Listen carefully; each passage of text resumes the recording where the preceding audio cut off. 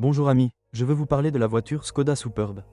Vous n'avez pas besoin de rechercher une voiture haut de gamme pour profiter d'un grand espace et d'un grand confort de voyage.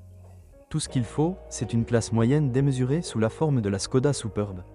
En termes d'espace, la voiture bat à plate couture presque toutes les berlines du marché, sans vider le portefeuille du propriétaire jusqu'au dernier centime. La Škoda Superb 2 est classée de différentes manières, mais en raison de sa similitude de conception avec la Passat, elle est affectée au segment D. En conséquence, elle devient un concurrent non seulement de son donateur allemand, mais aussi, entre autres, de Ford Mondeo, Opel Insignia, Renault Laguna, Peugeot 508, Mazda 6, Toyota Avensis ou Hyundai i40. Aucun de ces modèles, ni aucun de leurs concurrents, n'offre autant d'espace pour 4 passagers et leurs bagages que la Škoda. Aucun n'est aussi pratique. Le plus grand avantage de la Superb réside toutefois dans la deuxième rangée de sièges. C'est vrai que le canapé n'est pas plus confortable que ceux de nos concurrents, mais nous avons beaucoup d'espace. Il existe peu de berlines sur le marché qui peuvent rivaliser avec Škoda, même les limousines du segment F. Les passagers des sièges des versions riches sont choyés par un système de climatisation exclusivement pour eux. Il n'y a qu'un seul hic dans ce tonneau de miel, la petite largeur de la cabine et le seuil haut au milieu du plancher, qui rendent impossible le voyage confortable d'une cinquième personne. Structurellement, la Škoda Superb s'inspire de la Passat B6 et, contrairement à sa devancière, elle dispose d'une suspension multibras uniquement à l'arrière. L'avant est une jambe de force McPherson qui, pour la distinguer de la Volkswagen, est maintenue par un bras triangulaire en acier plutôt qu'en aluminium. La tenue de route de la Superb est très bonne tout en conservant un haut niveau de confort. La voiture pourrait être équipée d'une transmission intégrale commutable, et l'une des versions les plus intéressantes est le combi outdoor avec une suspension légèrement surélevée, une protection du soubassement et des pare-chocs attrayants. Moteur. La Superb est dominée par les moteurs 4 cylindres, le plus gros V6 de 3,6 litres étant une rareté. Il était disponible avec une transmission intégrale standard et une boîte de vitesse automatique DSG. Le 2.0 TFSI de 200 chevaux a été configuré avec cette boîte de vitesse.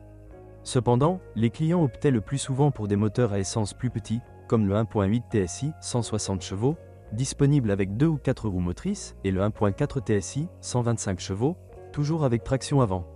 Les moteurs diesel 2.0 TDI 140 à 170 chevaux ont également gagné en popularité, aussi bien dans les versions avec injecteurs unitaires que dans le système Common Rail. Il est intéressant de noter que l'ancien moteur 1.9 TDI de 105 chevaux a également été proposé pendant une courte période, qui a été remplacé par un 1.6 TDI plus petite avec la même puissance. Comme les moteurs à essence, les moteurs diesel étaient également associés à une transmission intégrale, mais seulement en 2.0. Quel moteur choisir ? Vous pouvez choisir entre 3 très bons moteurs, à condition de choisir un modèle de l'année 2011 ou plus, même si, pour plus de sécurité, il est préférable de commencer par l'année 2012. À cette époque, des moteurs diesel CR de 2 litres et des moteurs essence TFSI de 2 litres de 3e génération étaient déjà installés. Les deux unités offrent de très bonnes performances, mais le diesel consomme 2 fois plus. Malheureusement, alors que le TDI peut être associé à une boîte manuelle ou DSG et avec un choix de transmission intégrale ou de transmission à 2 roues motrices, l'essence n'est configurée qu'avec une boîte automatique. La transmission utilisant l'embrayage Haldex ne pose aucun problème, mais la boîte automatique DSG nécessite des réparations assez coûteuses après environ 150 à 200 000 km. Vous devez en tenir compte et l'inclure dans vos coûts initiaux, même si vous achetez une voiture entièrement fonctionnelle. Les moteurs essence 1.4 TSI et 1.8 TSI, moins puissants, doivent être abordés avec prudence. Le premier a des problèmes avec le système de distribution, mais s'il s'agit d'une unité EA211 plus récente avec une courroie, il n'y a pas lieu de s'en inquiéter. De plus, il est très économique et suffisamment dynamique pour une conduite silencieuse et sûre dans une grande Superbe. Il est difficile de le recommander à tout le monde, il est préférable de voir par vous-même comment il roule.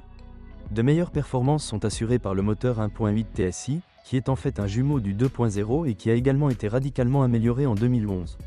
Malheureusement, nous ne lui faisons toujours pas confiance. Cependant, même si le moteur consomme de l'huile, c'est son seul défaut majeur.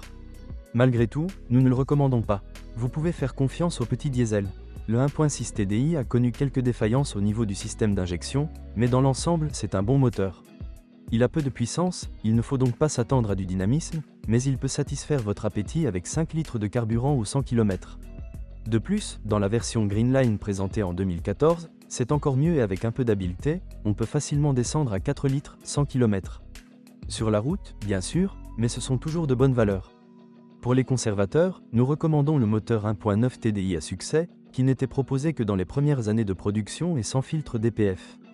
Il s'agit d'une bonne alternative pour quelqu'un qui recherche un diesel et qui s'intéresse uniquement aux premières années de modèle. Ne vous attendez pas à une consommation de carburant inférieure à celle du 2.0 TDI, 140 chevaux. Malheureusement, les petits moteurs diesel ne font pas le poids face à la grande Superb. Ils ont trop peu de puissance et un couple trop faible. Ils peuvent être utilisés au mieux en ville et lors de déplacements, autour de la maison. C'est pourquoi nous ne les recommandons pas de toute façon, ou nous les recommandons sous condition après un essai routier et une décision éclairée. Le troisième moteur, à côté du 2.0 TFSI TDI, qui peut être pris en toute sécurité et qui s'adapte à la voiture, est le 3.6 V6 essence. Il s'agit du moteur le plus dynamique du modèle, atteignant 260 chevaux et 350 Nm. Il fonctionne particulièrement bien sur la route, car en ville, il aspire une douzaine de litres d'essence du réservoir tous les 100 km. La dynamique qu'elle offre place la Superb 2 au même niveau que les Audi, BMW et Mercedes plus puissantes. Elle accélère facilement jusqu'à 250 km/h et atteint la première centaine en 6,5 secondes. Elle est équipée de série d'une transmission intégrale et d'une boîte de vitesse DSG. Il dispose également d'une injection directe de carburant, mais cela ne pose pas de problème majeur, sauf si vous le conduisez en ville. Il convient toutefois de prendre en compte les coûts élevés de l'entretien et des réparations. Il est préférable de vérifier régulièrement la transmission par chaîne de distribution. Qu'est-ce qui est cassé? La Skoda Superb 2 est généralement une voiture fiable, même si elle présente quelques problèmes mineurs. L'un d'entre eux est l'usure rapide des actionneurs du couvercle du coffre du haillon, car il est lourd. Le faisceau électrique est également soumis à l'abrasion. Une autre chose est qu'après une collision arrière, il est difficile de réparer. Il est préférable de remplacer l'ensemble par un neuf ou un usagé. Après une collision majeure, l'arrière de la voiture doit être reconstruit très soigneusement afin que le mécanisme de séparation reste opérationnel. Un autre problème est l'usure accélérée des arbres d'essieu, et plus particulièrement des joints de transmission. Cela s'applique particulièrement aux moteurs à couple élevé. La carrosserie est durable et bien protégée contre la corrosion, mais on ne peut pas en dire autant des garnitures pseudo-chromées de la carrosserie. L'intérieur résiste à l'épreuve du temps, même si la sellerie en cuir est plus durable que celle en tissu. Si la voiture est équipée d'un toit ouvrant, vous devez nettoyer régulièrement le canal de drainage, sinon l'eau s'écoulera dans l'habitacle. Il n'y a aucun problème électrique autre que des pannes occasionnelles du mécanisme d'essuie-glace. La suspension s'avère durable, même si le bréac est fortement chargé, il faut s'attendre à une usure accélérée des ressorts et des amortisseurs à l'arrière.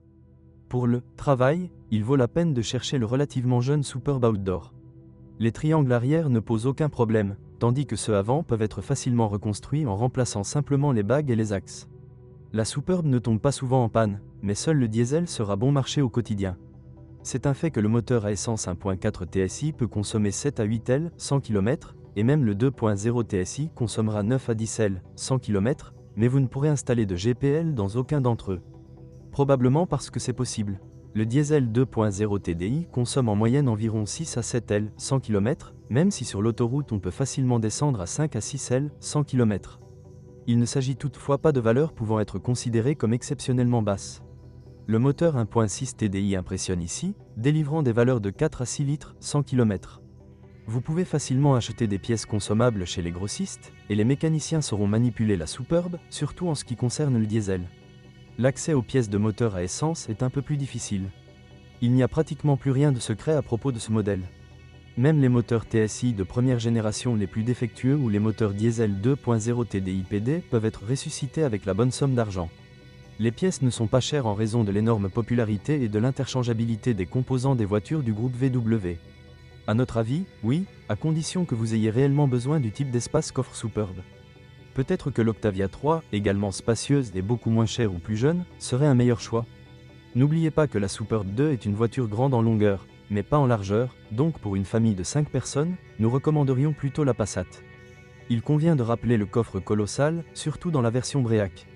La voiture est très agréable à conduire, et les versions plus puissantes 2.0 TFSI et 3.6 V6 offrent de belles performances. Pour les plus exigeants, nous recommandons Lorrain et Clement.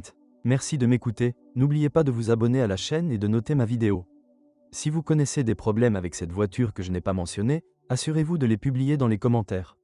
Bonjour les amis, vous cherchez une voiture d'occasion, vous devez prêter attention au site web carm.pro. Carm.pro est grand catalogue de voitures, moteurs, boîtes de vitesse. Et le meilleur, c'est que vous pouvez trouver des informations sur les pannes de n'importe quelle pièce, complètement gratuit. Allez sur le site web carm.pro et découvrez tous les éventuels points faibles des voitures d'occasion.